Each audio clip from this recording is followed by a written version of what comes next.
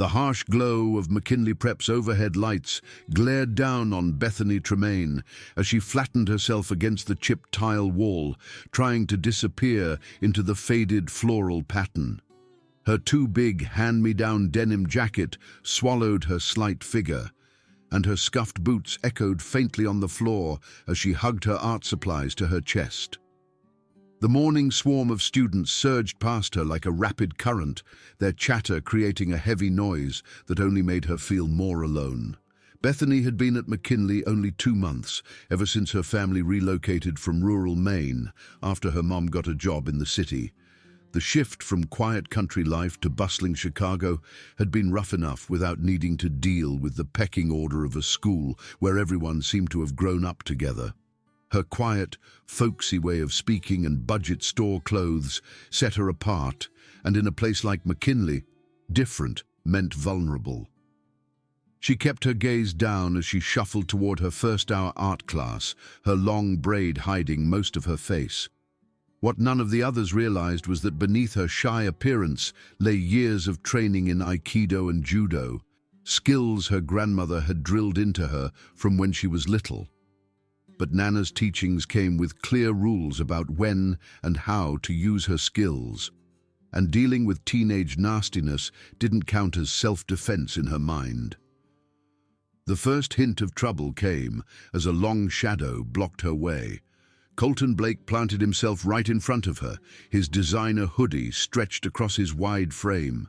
The star quarterback had the kind of cocky grin that came from always getting his way, and his dark brown eyes showed the cold heart of someone who liked pushing others around.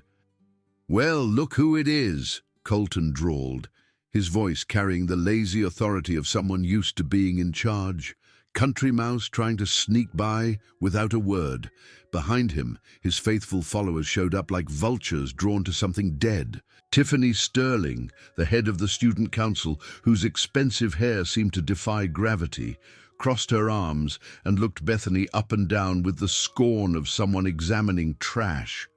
Her smile was as fake as a plastic flower, and she used it like a weapon. "Oh my gosh, Colton, check out that jacket," Tiffany said, her voice loud enough for the gathering crowd to hear. "Did you find that at a garage sale?" The third member of their crew, Justin Hayes, smirked as he pulled out his tablet. The wannabe vlogger filmed everything, and Bethany could already see him trying to get the perfect angle to shame her online. His carefully styled hair and name-brand shoes showed parents who bought him influence, and he wore his meanness like a trophy. Bethany tried to move past them, but Colton moved to block her path again. "Now that's not very polite," he said, his voice turning teasing. "We're just trying to welcome you to our school. Maybe we should give her a makeover," Tiffany suggested, her eyes lighting up with cruel delight. "I mean, that whole thrift store look isn't really working out for her." The hallway had started to form a loose ring around them, other students slowing down to watch the fun. Bethany recognized some people from her classes, but none of them looked at her. They were happy to be part of her humiliation, and their quiet support hurt almost as much as the words. Bethany's voice was barely audible when she finally spoke. "I just need to get to class." "What was that?" Colton cupped his ear dramatically. "Sorry, I don't speak hillbilly." The laughter that followed felt like pinpricks on her skin. Bethany's hands tightened on her art supplies, and for a second she felt the familiar rush of controlled energy that her grandmother had taught her to control. But her voice echoed in her head, reminding her that fighting should be a last resort, only to be used when there were no other choices. She tried again to go around them, but this time Tiffany stepped forward and accidentally knocked into her. Bethany's art supplies spilled across the floor, and the sound of pencils and brushes clattering mixed with the new laughter of the crowd. "Oops," Tiffany said, her voice dripping with fake concern. "Sorry about that. Maybe you should look where you're going." As Bethany bent down to pick up her scattered things, she caught sight of someone in her side vision. David Lee stood by his locker about 15 feet away, his laptop bag hanging from his shoulder as always. He was the quiet tech guy for the school paper. and something about his kind face and shy smile had caught her eye from the first day. Unlike the others, he'd never made fun of her accent or said anything about her clothes. Their eyes met for a second, and she saw something there that might have been worry, maybe even anger for her. But before either of them could do anything, the bell rang and the crowd began to move. "Better hurry up, Country Mouse," Colton called out as he walked away. "Wouldn't want to be late on top of everything else." The next few weeks created a pattern that made Bethany's stomach clench every morning when she woke up. The group seemed to have a talent for finding her wherever she went. In the lunchroom, they'd walk past her table and make loud comments about the smell of her homemade food. In the library, they'd whisper just loud enough for her to hear about her old-fashioned phone and worn-out backpack. The worst things happened in the less watched areas of the school. The hallway near the music room became a real danger zone where Colton would accidentally bump her into the wall. Or Tiffany would make mean comments about her looks that left Bethany feeling small and worthless. But it was in the courtyard near the auditorium where things went beyond just words. Bethany had been eating lunch alone at a bench, trying to get lost in a sketch, when the shadow blocked her light again. The air smelled of cut grass and exhaust from the nearby street. "Eating alone again, I see," Colton said, sitting down on the bench across from her without being asked. Tiffany and Justin stood next to him, their faces promising fun at her expense. "You know, I've been thinking," Tiffany said, looking at her perfect nails. "There has to be a reason why you're so antisocial. I mean, normal people try to make friends." "Maybe she thinks she's too good for us," Justin suggested, his tablet already recording. "You know how some people get when they move to a better place. They think they're special." Bethany closed her sketchbook slowly, her fingers running over the rough paper. "I'm not bothering anyone.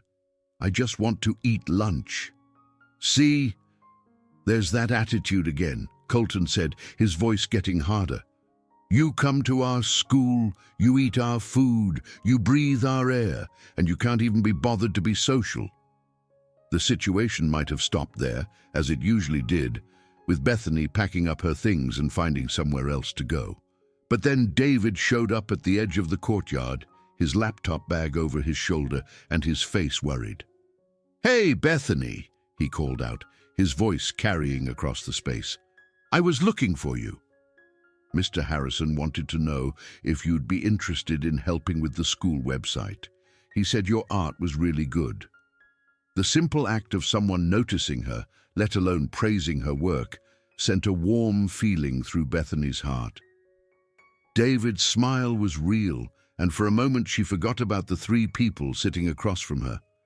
"I'd like that," she said, her voice stronger than it had been in weeks. But Colton's face had gotten dark at the interruption. "Well, well. Looks like Country Mouse found herself a boyfriend."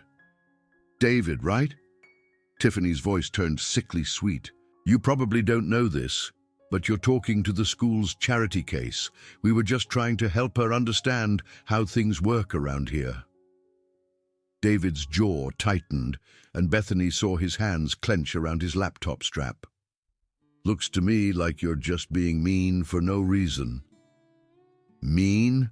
Colton stood up, his height making him tower over the smaller boy. "We're being helpful. Someone needs to teach both of you about respect." The situation quickly got worse from there. Justin kept filming as Colton stepped closer to David, using his size to scare him. Tiffany made mean comments about David's hero complex, and suggested that maybe he and Bethany deserved each other since they were both losers. But it was when Colton pushed David, sending him stumbling backward and nearly dropping his laptop, that something changed in Bethany's heart. The familiar surge of controlled energy rose up, but this time it came with a clarity that hadn't been there before.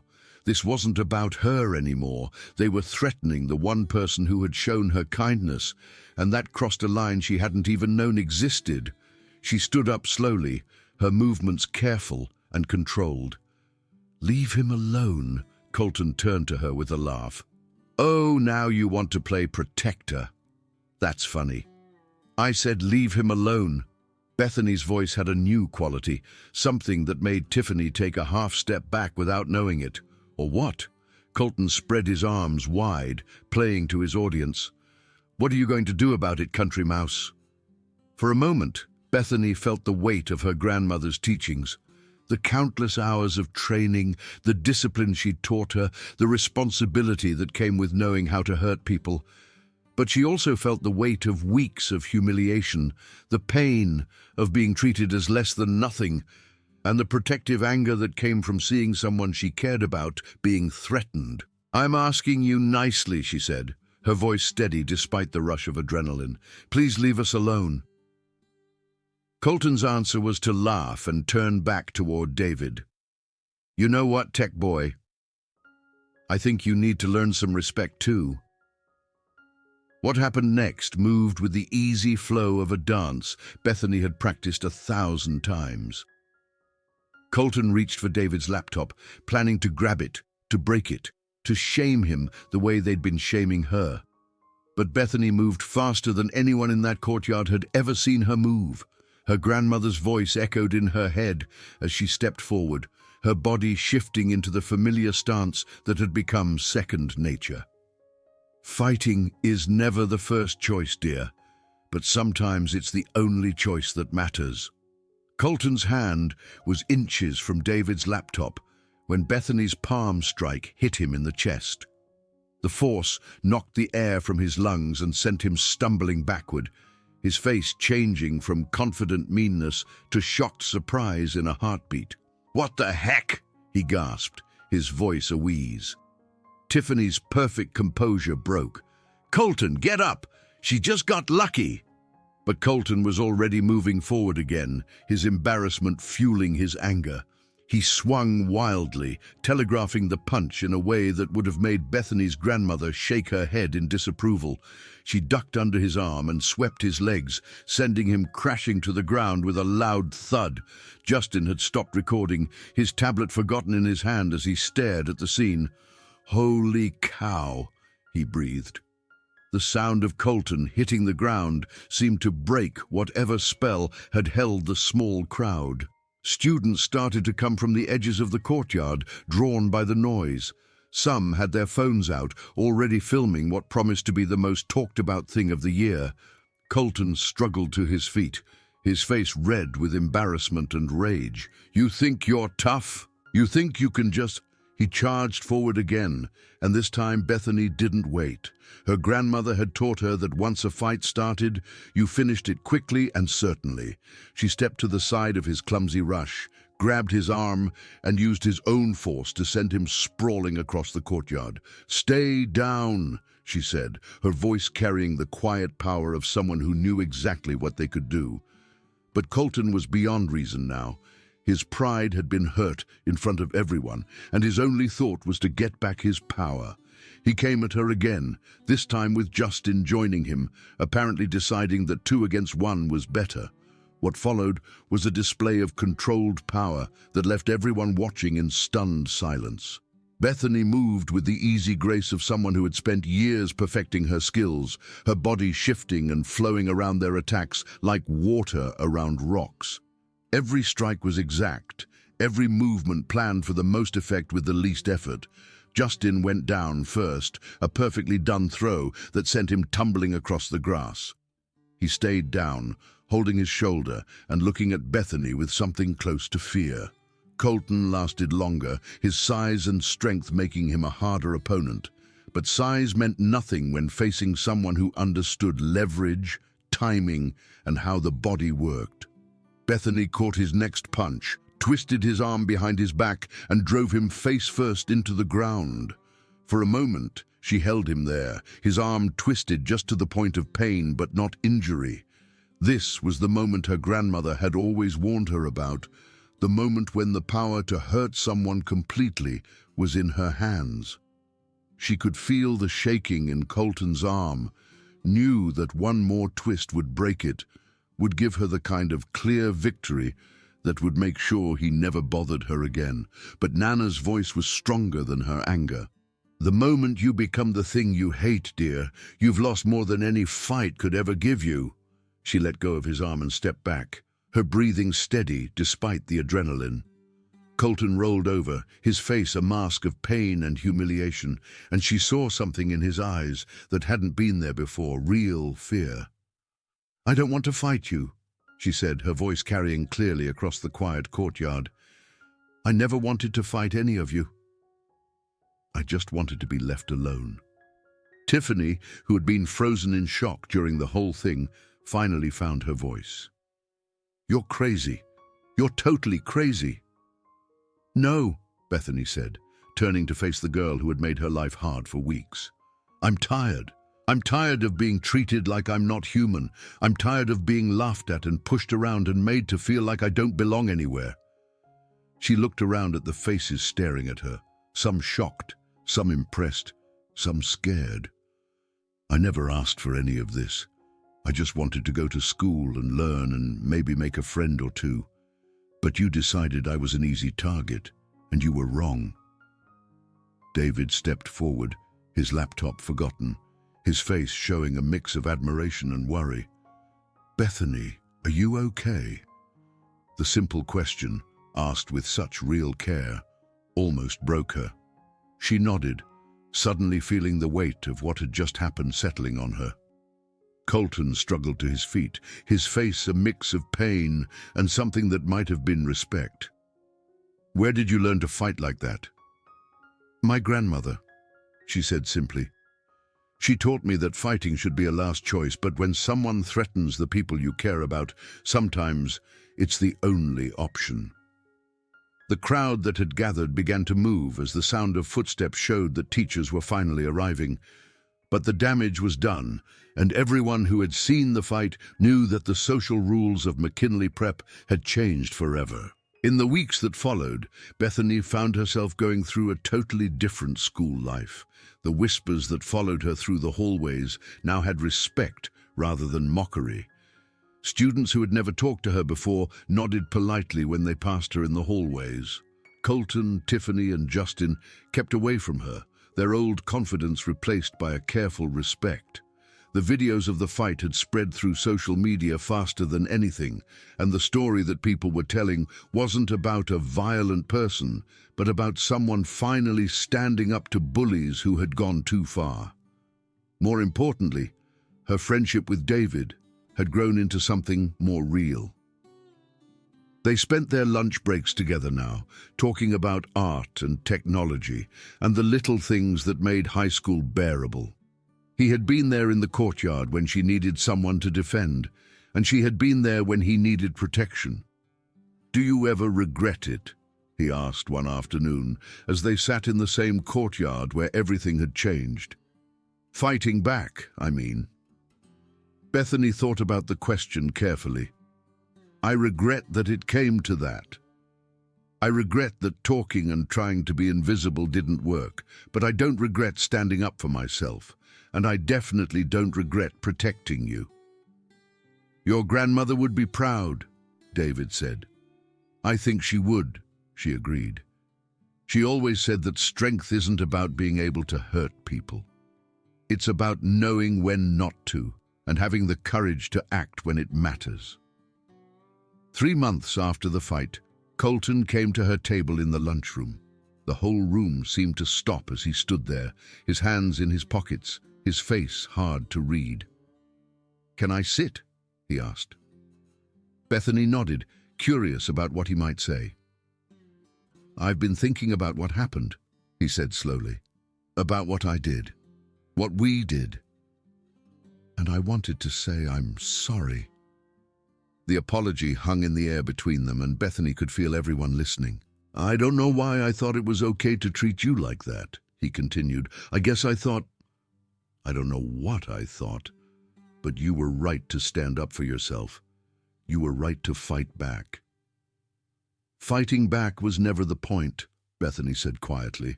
"The point was that I shouldn't have needed to." Colton nodded, his face thoughtful. Yeah, I get that now." He stood up to leave, then stopped. "For what it's worth, I'm glad you didn't break my arm." "You could have, couldn't you?" Yes, Bethany said simply, but you didn't. That says something about who you are. As he walked away, Bethany felt a sense of completion that had been missing since the fight. She had stood up for herself without losing her heart, had shown strength without being mean, had gained respect without being feared. The final bell rang, ending another day at McKinley Prep. As she walked through the hallways toward her locker, Bethany thought about how much had changed since those first scary weeks. She still wore hand-me-down clothes and spoke with a country accent, but those things no longer made her a target. Instead, they were just part of who she was, and that was enough. David was waiting by her locker, his laptop bag over his shoulder and a real smile on his face. "Ready to go?" "Ready," she said, putting on her backpack. As they walked toward the exit, Bethany thought about the lesson her grandmother had tried to teach her all those years ago. Fighting was never the first choice, but sometimes it was the only choice that mattered. More importantly, the real strength lay in knowing the difference, in having the courage to act when needed, and in never losing sight of who you were in the process. The setting sun cast long shadows across the parking lot as they walked toward the bus stop, two students who had found each other in the mess of high school life. Behind them, McKinley Prep stood quiet and large, but it no longer felt like a prison. It was just a building, full of people learning how to be human, making mistakes, and sometimes, if they were lucky, learning from them. Character count 20,641.